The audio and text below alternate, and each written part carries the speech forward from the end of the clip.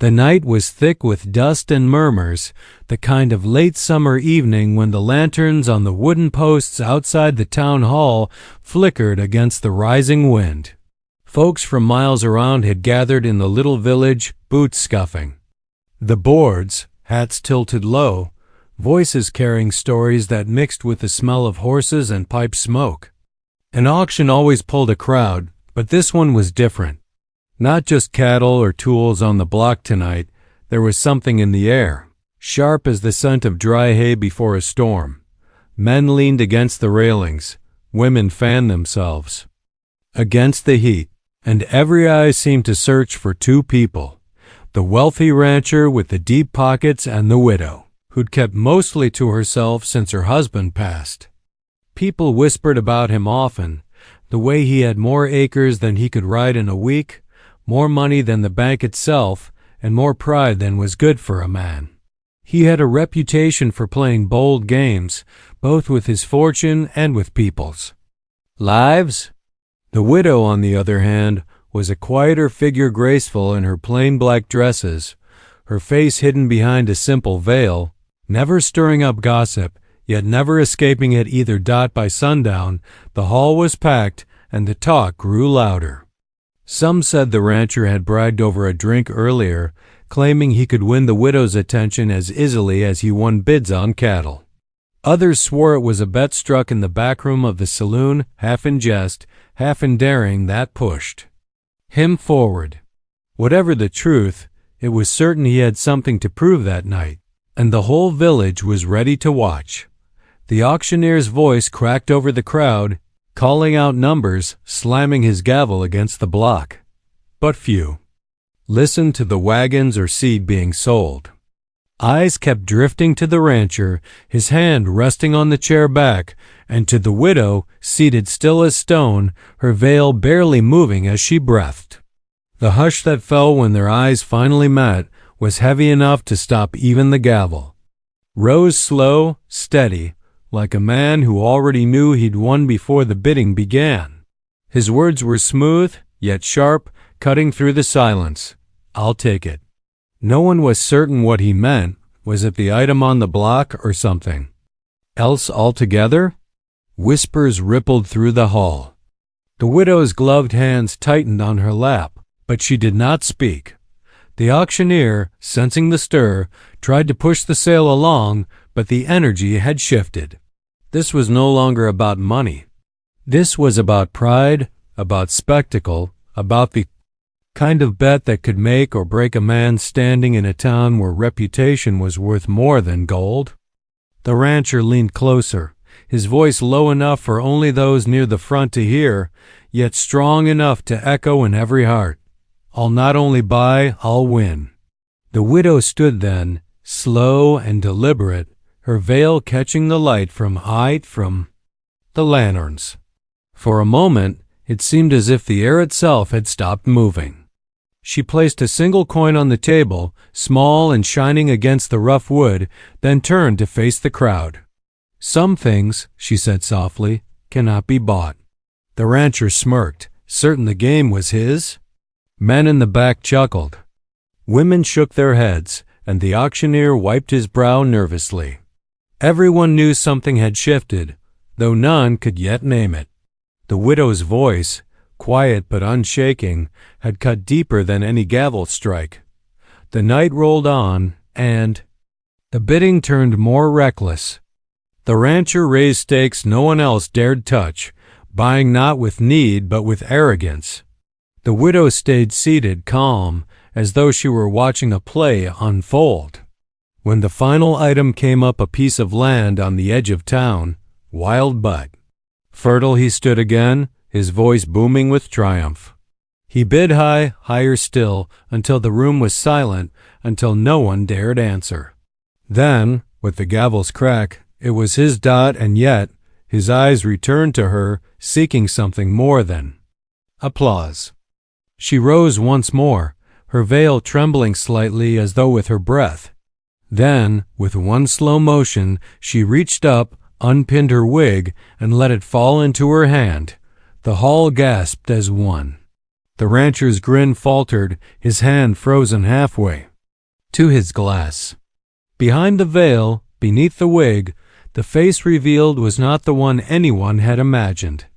There was strength there, and scars of a kind no one had spoken of before. The lanterns flickered. The silence thickened. And for the first time that evening, it was not the rancher who held the room in his grip. It was her. The rancher, bold and brash only moments ago, stood still as stone, his eyes locked on her, every word he might have said gone dry in his throat. The widow's gaze met his, steady and unwavering, and in that moment, the bet was no longer a game, and the outcome no longer certain. The crowd leaned in, waiting, breath caught, as the night turned on that single moment what the rancher would do next, and whether the widow's quiet power had undone the richest man in the village. The story was not yet finished, but every soul in the hall knew they were standing at the edge of something they would not soon forget. The widow's hand lingered in the air a moment longer, the wig resting like a piece of shed skin against her palm. She did not rush to put it away. She let the silence stretch, her steady eyes fixed on the rancher who, for once, seemed smaller than the man people believed him to be. The townsfolk shifted in their seats, hats fidgeted in nervous hands. Whispers rose and fell like the swell of wind across the prairie. No one had expected this. No one had even dared to imagine it. The rancher's face, usually carved with pride, now carried something no one had seen before, a crack, a hesitation, the faint shadow of doubt. He stood tall, but his grip on his own confidence faltered as if the ground beneath his boots was suddenly not so firm. He had money, land, cattle, and a name that rolled across every poker table and saloon in the county. Yet in that instant, none of it seemed to matter. The widow set the wig gently on the edge of the table and folded her hands before her. Her veil was gone now, leaving nothing between her and the crowd but the truth of who she was. Some folks stared, trying to make sense of what they saw. A faint line cut across her cheek, the kind left by an accident or perhaps something darker. Her hair, shorter than expected and touched with streaks of silver, gave her an air of strength, not frailty. She looked neither broken nor ashamed. She looked like someone who had carried burdens heavier than any man's bet. The story of her husband's passing had been told many times in hushed tones or on firesides and backroom tables. He had been a good man, some said, though others whispered of debts and late-night rides that didn't always end where they should. His death left the widow with little more than a modest home on the edge of town and a reputation too fragile for her liking. For months after, she had walked with her veil and wig, avoiding the stares, avoiding the questions. But tonight, in front of every pair of eyes that mattered, she had chosen to stand bare against gossip itself. The rancher remembered hearing those tales too. He had never thought much on them. Widows in old villages often slipped into the background, their lives quiet, their voices small. But now, standing across from her, he could not shake the feeling that he had underestimated more than just a woman. He had underestimated her will. The crowd did not know whether to cheer her courage or pity her boldness. A few older men lowered their gazes, uncomfortable with what had been revealed. A group of younger women exchanged glances of awe, as if they had witnessed something they might never forget. Children peered between their mothers' skirts, sensing that something powerful had shifted in the hall. The auctioneer, sweating under the weight of the moment, tapped his gavel against the block, though there was nothing left to sell. His voice cracked. "Ladies and gentlemen, the sale is concluded." Yet no one moved. All eyes stayed on the widow and the rancher, waiting for what would happen next. The rancher swallowed hard, his jaw tightening. He was a man used to controlling the pace of things, of speaking when he wished and having his words carry weight. But for once he felt stripped of that power. The widow had not shouted, had not mocked, had not even refused him with sharp words. She had done something far worse to his pride. She had turned the room's judgment on him without lifting her voice. The night air outside crept through the cracks in the walls, cool against the heat of bodies pressed together. Lanterns hissed. With soft flame, shadows dancing across faces lined with curiosity and unease. In that hush, the widow spoke again, her tone calm but steady. A man's wager can make him rich in coins, but it can leave him poor in spirit. You've shown us all which kind of man you are tonight. The words cut deeper than any knife. The rancher felt them strike, and the murmurs grew louder behind him. He turned his head slightly, catching the expressions of men he drank with, men who envied him and women who once smiled at his confidence. Their faces now showed something else, questioning, even doubt. He had not lost land or cattle tonight. He had lost something more delicate, the certainty that everyone believed in his untouchable strength. But pride was not so easily broken in a man like him. He drew in a breath, adjusted the brim of his hat, and forced a grin that did not quite reach his eyes. "It seems," he said slowly, "that this game ain't finished yet." The widow did not answer. She only gathered her things, the wig folded carefully as if it were no more than cloth. With calm steps she moved toward the doors, the crowd parting for her like wheat before the wind. No one dared to stop her. She left behind silence heavy enough to echo long after her footsteps faded down the street. The rancher stood alone, his shoulders stiff, his pride wounded but not destroyed. He promised himself it would not end here. The bet may have begun as a joke, a boast to prove his charm and power. But now it was something else, something personal. That night, as the crowd slowly dispersed, whispers trailed into the streets. Some said the widow had revealed her true strength. Others wondered what the rancher would do next. A few even feared what might come of the tension between two people whose pride had now collided in front of the whole town.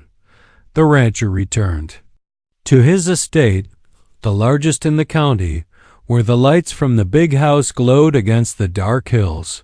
Servants greeted him, horses stamped in the barn, but none of it felt the same. He walked the halls of his home, filled with fine rugs and portraits, yet all he could see was the widow's unshaken gaze. The widow, meanwhile, sat alone in her small parlor. She placed the wig in its box and set it aside, staring at the flame of her single lamp. She knew the rancher would not forget tonight. Men like him never let wounds to their pride heal quietly. She whispered a quiet prayer for strength, not because she feared him, but because she knew this was only the beginning. The village itself seemed changed by the night. In the days that followed, the story spread across the valley. Travelers carried it from saloon to churchyard, from schoolhouse to the farthest ranch fence. Each telling grew with detail how the rancher froze, how the widow revealed herself, how the crowd gasped as though lightning had struck the hall. And so the suspense thickened, not just between two people, but across the whole community. Next auction, the next gathering, the next chance encounter on the street. Everyone wondered what would happen. Would the rancher attempt to regain his pride? Would the widow rise higher still in the eyes of the town? Even the children whispered about it, playing games where one pretended to be the rancher and another the widow, reenacting the silence of that night, until their parents hushed them. What no one knew was that both the widow and the rancher carried secrets deeper than the night's wager. His wealth was not as unshackable as it seemed, his empire tied to loans and restless hands who questioned his ways. Her past was layered with truths no one had spoken aloud, truths that explained the scars and the choice to hide behind a veil. For so long, and in the quiet hours before dawn, when the wind swept the prairie and the coyotes called from the hills, both of them lay awake, each wondering how the other would strike next, each certain that the story had only just begun. Days after the auction stretched long and uneasy. the village buzzing with talk that refused to settle. The story had already grown beyond the walls of the hall, carried across pastures, whispered through saloon doors, and folded into letters sent downriver. The rancher's pride had been struck like an iron against stone, and everyone knew a man like him would not let such a thing pass quietly. Yet the widow, calm in her small home at the edge of town, carried herself as though nothing had changed.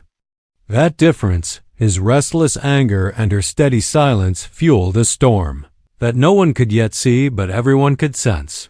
The rancher walked his land each morning, boots crunching against the dry earth, eyes scanning the herds as if they might answer the questions he could not ask himself. He was wealthy, but his fortune was not as solid as he let on.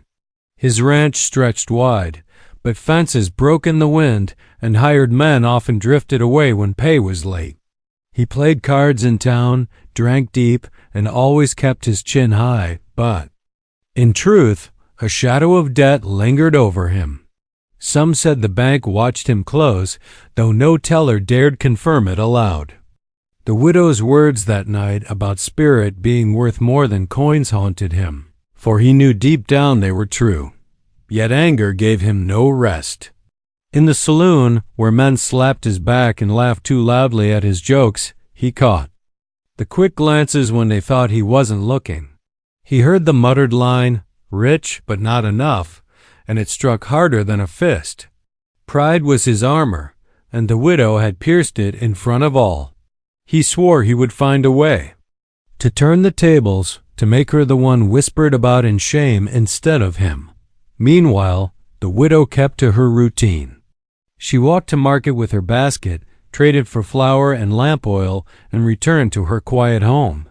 She still wore her black dresses, but without the wig and veil, her face showed plain to the world. Some women stopped to greet her with new respect, their voices softer now, as if they had seen a kind of strength they longed for themselves. Children waved at her without fear, no longer whispering about the mysterious widow who hid her face. Yet not everyone admired her. A few turned their shoulders when she passed, muttering about prideful women who forgot their place. She ignored them, carrying her basket with steady hands. In the evenings, she sat by her window, the lamp casting a circle of light against the dark. She knew the rancher's pride had been bruised, and she knew men like him rarely forgot. But she did not fear him, not truly. What she feared was the weight of the past pressing closer with each passing day, the truth about her husband's death and the secrets she had buried deep. She wondered how long before someone, maybe even the rancher, unearthed what she had worked so hard to keep hidden. Subplots began to weave themselves quietly into the fabric of the town. The banker, a thin man with spectacles perched on his nose, had started visiting the ranch more often. He rode out in his buggy, dust swirling behind him, his ledgers heavy in the seat beside him. Folks noticed, and speculation ran wild. Some believed the rancher was mortgaging more land, others thought he was gambling away his fortune. Whatever the truth, it added fuel to the whispers already circling his name. At the same time, a group of ranch hands who once worked for him now gathered at the saloon, talking of late wages and long days gone unpaid. They were not men to stir trouble, but hardship can turn silence into mutiny. Their grumbling added to the unease in the air, a reminder that money and power could slip through a man's fingers as quickly as water through a sieve.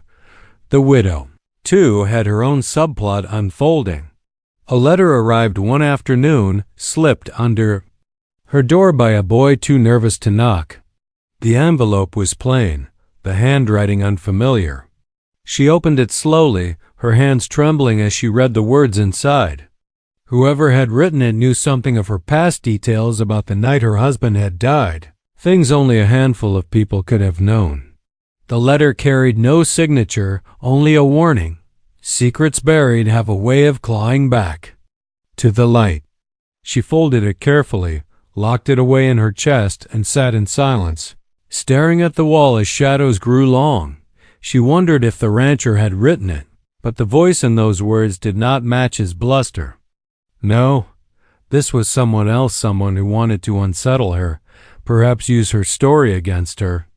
The thought chilled her more than the rancher's wounded pride ever could.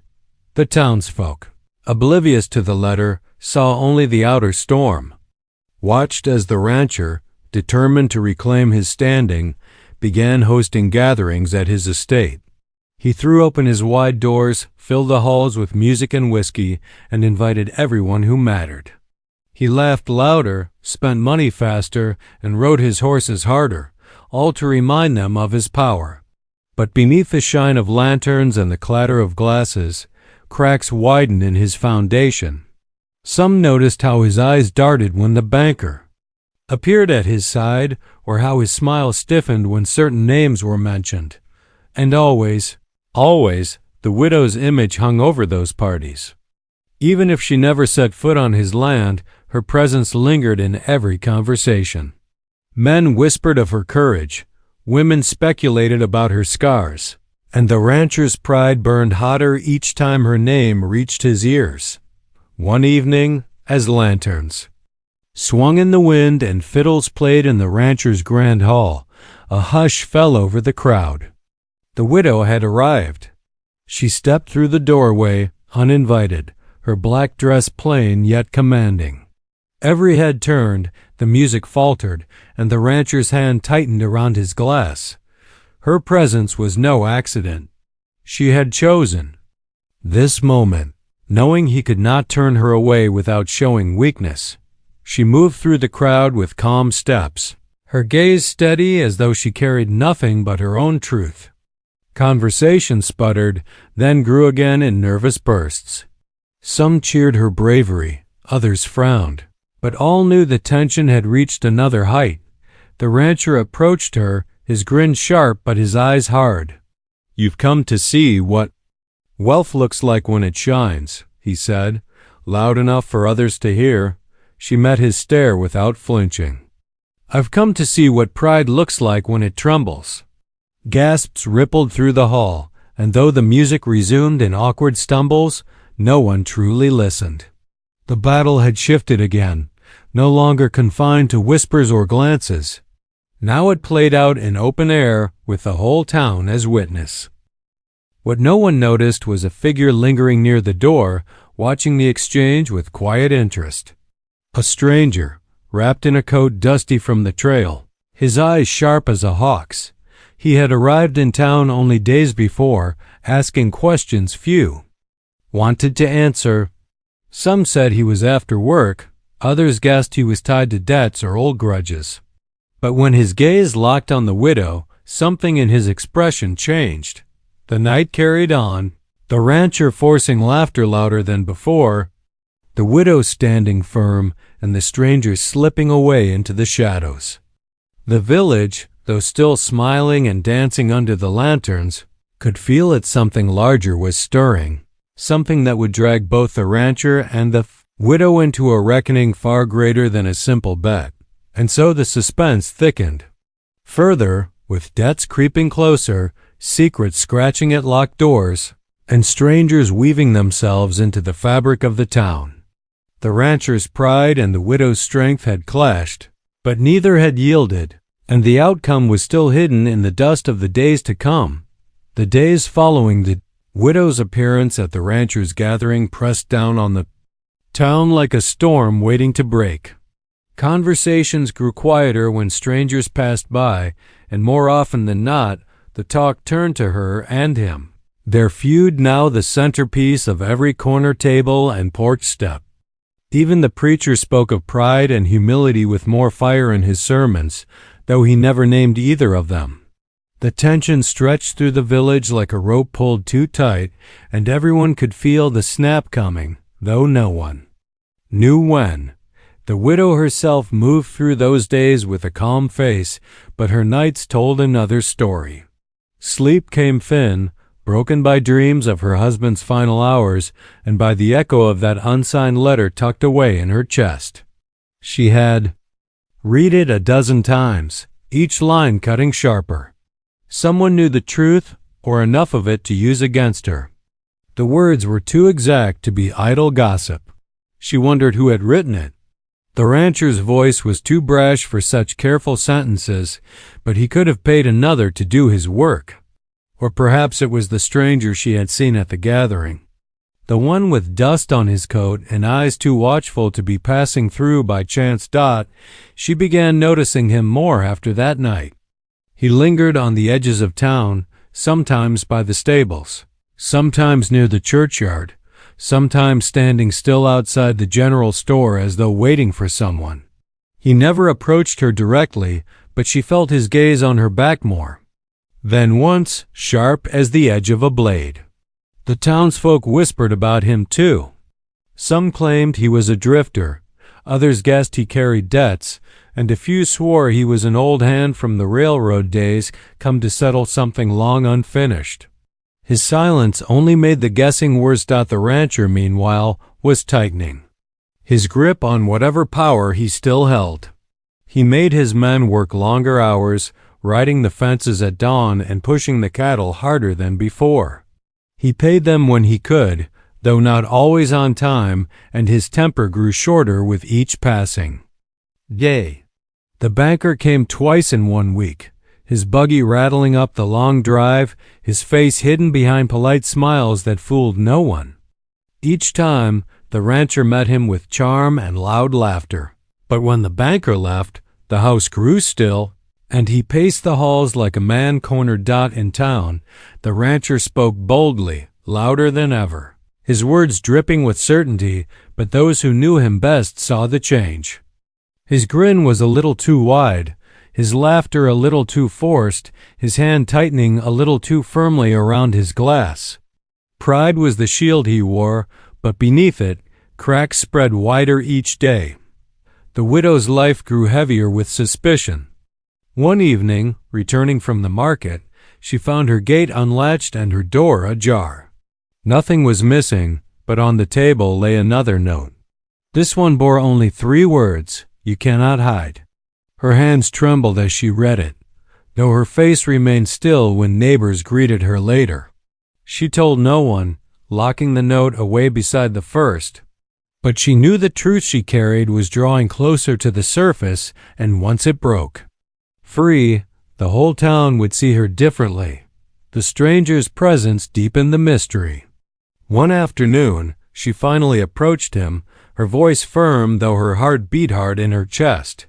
He stood by the corral, watching horses kick up dust. "You've been following me," she said. His eyes shifted to hers, calm and unreadable. "I've been watching," he replied, his tone even. "Not following."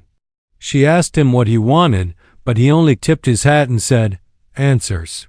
Then he walked away, leaving her with more questions than before. Word of their exchange spread quickly, though no one knew exactly what had been said. The rancher heard the talk by evening, and it stung like salt in an open wound. If the widow had allies, strangers or not, it threatened the balance he was trying so desperately to restore. His pride demanded action. He told his men to keep an eye on her house to report anything unusual. Some hesitated, uneasy about spying on a woman who had earned their quiet respect, but none dared defy their employer. As summer leaned toward autumn, the village itself seemed to hold its breath. Even the weather matched the mood, days hot and heavy, nights cool but restless with shifting winds. The saloon brimmed with speculation, the church pews with whispers, the marketplace with hushed tones. Every soul was waiting for the moment when all these threads would finally knot together. The widow sensed it too. She walked through her days with composure, but in private she prepared. She sorted through old papers, burning some, hiding others. She polished the rifle her husband had left behind, though she prayed she would never need it. And she kept her eyes on the stranger, who remained near but never closer than a dozen paces, as though waiting for her to speak first. The rancher, restless and fueled by his wounded pride, made his own preparations. He invited a circle of men to his house, men loyal to him by debt or by favor, and spoke of the widow in words sharp as knives. "She thinks she can shame me in front of my own people," he said, his voice carrying across the table. "But I'll show her. I'll show all of them." His men nodded, though some exchanged uneasy glances when he wasn't looking. For all his wealth and land, they knew desperation when they saw it. The banker's visits grew more pressing. Papers piled high on his desk, and rumors of foreclosure whispered in corners of town. Some believed the rancher would lose half his land before winter. Others argued he'd never let it happen, that he'd fight tooth and nail before surrendering. A single acre. Still, the air was thick with doubt, and even his closest supporters began to wonder how much longer his empire could hold. The widow's letter weighed heavier than ever. She read it again and again, wondering if the stranger was its author or if someone else was playing a crueler game. Each word echoed in her mind, pressing against the memory she had buried, the truth of her husband's death, the night when everything changed. She feared it coming out, not because of shame, but because of how the town would twist it, how the rancher would use it to crush her once and for all. The stranger's watch grew sharper. One night, she caught him outside her gate, standing silent, under the moon. She stepped onto her porch, heart pounding, and asked what he wanted. He looked at her a long time before answering. "The truth," he said again, voice low, "for all their sakes and for yours." Then he left, leaving her. Shaken but strangely certain he knew more than he had admitted. The rancher heard of this too. His anger boiled hotter, his pride screaming louder than reason. He saw himself losing land, losing face, losing control, and he could not abide it.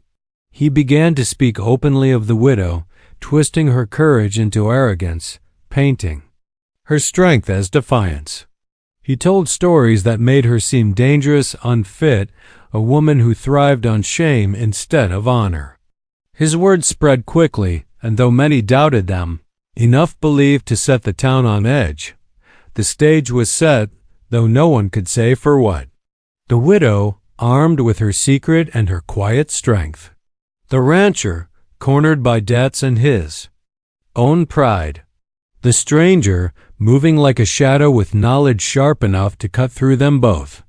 And the town itself, caught between admiration and suspicion, waiting to see which way the scales would tip by the end of that week. Every soul in the valley knew something was coming. The air was heavy, the whispers constant, the suspense like a drumbeat that would not stop. And in the heart of it all, the widow stood steady, the rancher restless, and the stranger watching.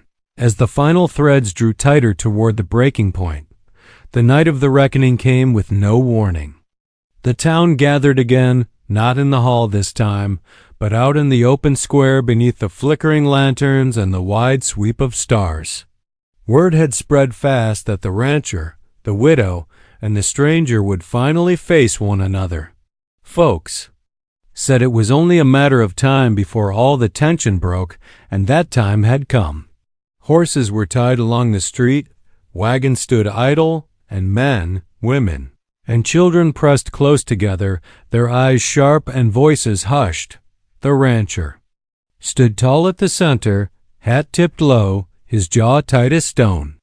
His pride burned hotter than ever, though behind his eyes flickered the weight of sleepless nights and endless debt.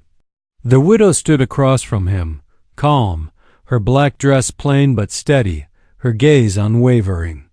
And beside her, the stranger finally stepped forward, his coat dusty from travel, his presence cutting through the silence like a blade. The rancher's voice boomed first, full of anger and desperation. He called her a liar, a deceiver, a woman who thrived on shame.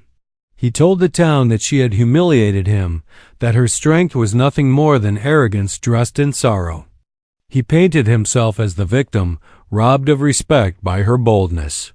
Some in the crowd nodded, but more remained quiet, their faces unreadable. The widow did not raise her voice. She simply looked at him and then at the people gathered. "I have no riches to lose," she said softly, "only truth. And truth is what I've carried, though it's heavier than any burden I've known." The stranger stepped closer then, his eyes fixed on both of them. He pulled a folded paper from his coat and held it high. "I know what happened the night her husband died," he said. Gasps rippled through the crowd. The rancher stiffened, his hand twitching as if he might snatch the words from the air before they reached anyone else's ears. The widow's breath caught, but she did not turn away. She had known this moment would come, though she had hoped it might not be in front of so many eyes. The stranger's voice was even as he spoke. Her husband's death was no accident, nor was it her doing. He owed debts to men far worse than any banker in this town. He was taken in the night, beaten, and left to die in his own barn. She covered her face not from guilt, but from grief, and from the cruel gossip that would twist her sorrow into blame. A long silence followed. Faces. And the crowd turned from the widow to the rancher, and then back again. The widow's eyes shone, but she stood tall, no longer hiding. She whispered, "I wore the veil because I could not bear the weight of your stares.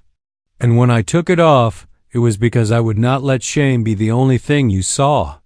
The rancher tried to speak, but his voice cracked.